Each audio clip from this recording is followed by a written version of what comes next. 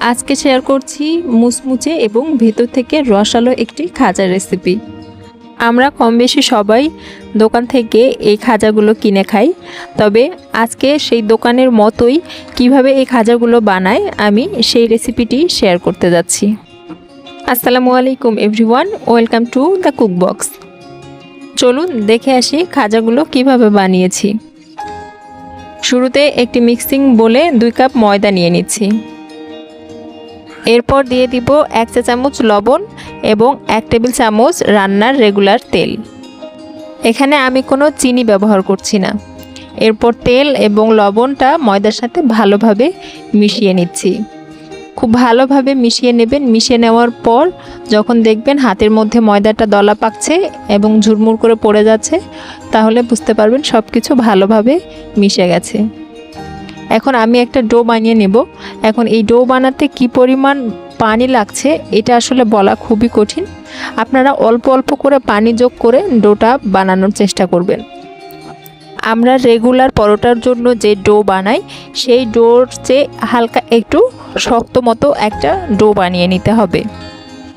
Do বানানো হয়ে গেলে এটাকে একটা ঢাকনা দিয়ে ঢেকে এক সাইডে 10 থেকে 15 মিনিটের জন্য রেস্টে রেখে দিচ্ছি।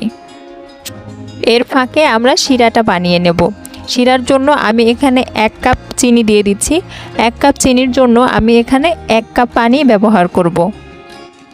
পানি এবং চিনি দেওয়া হয়ে গেলে চুলার জালটা অন করে দিব। চুলার জালটা মিডিয়ামে রাখবো এবং ফ্লেভারের জন্য যোগ করছি 2টা এলাচ। এলাচের মুখগুলো ফাটিয়ে দিয়েছি। শিরায় বলক চলে এলে দিয়ে দিব 1 চা চামচের মতো লেবুর রস। এতে শিরা শুকিয়ে গিয়ে চিনির দলা হয়ে যাবে না। চিনির শিরা সম্পূর্ণ রেডি। এতক্ষণে ময়দার ডো খুব ভালোভাবে সেট হয়ে গেছে। এ পর্যায়ে ময়দার ডোটি আরও একবার খুব ভালোভাবে মথে নিচ্ছি। ময়দার ডোটি খুব ভালোভাবে মথে নিয়ে লম্বা একটি শেপ দিয়ে সেখান থেকে সমান কয়েকটি ভাগ করে লেচি কেটে নিতে হবে। এবারে আমি সবগুলো লেচি থেকে সমানভাবে এবং সমান করে পাতলা সাইজের সবগুলো রুটি বেলে নিচ্ছি। রুটি বেলা হয়ে গেলে এর থিকনেসটা আমি আপনাদের দেখিয়ে দিচ্ছি। খুব ভালোভাবে লক্ষ্য করবেন, রুটির থিকনেসটা হবে ঠিক এই রকম।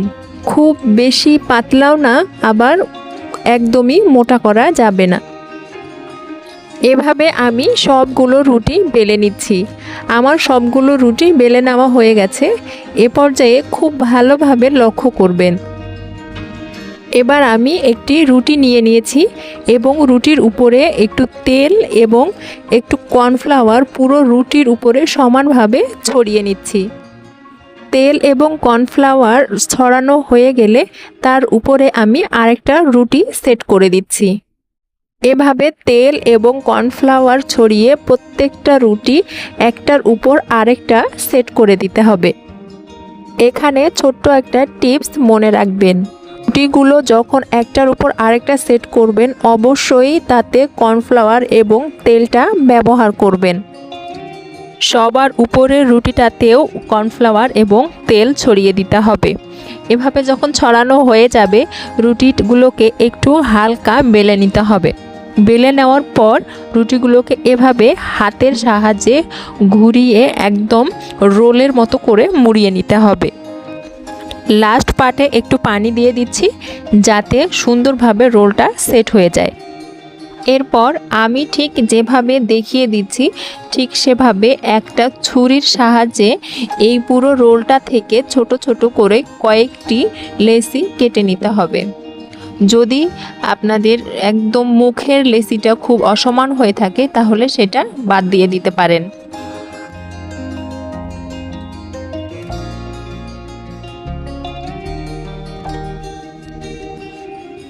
এরপর একটা বেলুনের সাহায্যে এই কেটে নেওয়া অংশগুলোর ঠিক উপর থেকে হালকা চাপ দিয়ে একটু বেলে নিতে হবে। বেলে নেওয়ার পর ভিতরের লেয়ারগুলো কেমন দৃশ্যমান হয়েছে আমি আপনাদের দেখিয়ে দিচ্ছি।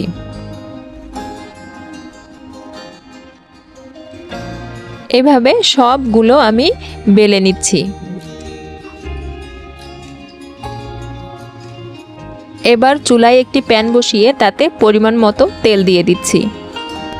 তেল হালকা গরম হয়ে এলে বেলে নেওয়া খাজাগুলো একে একে তেলের মধ্যে ছেড়ে দিতে হবে।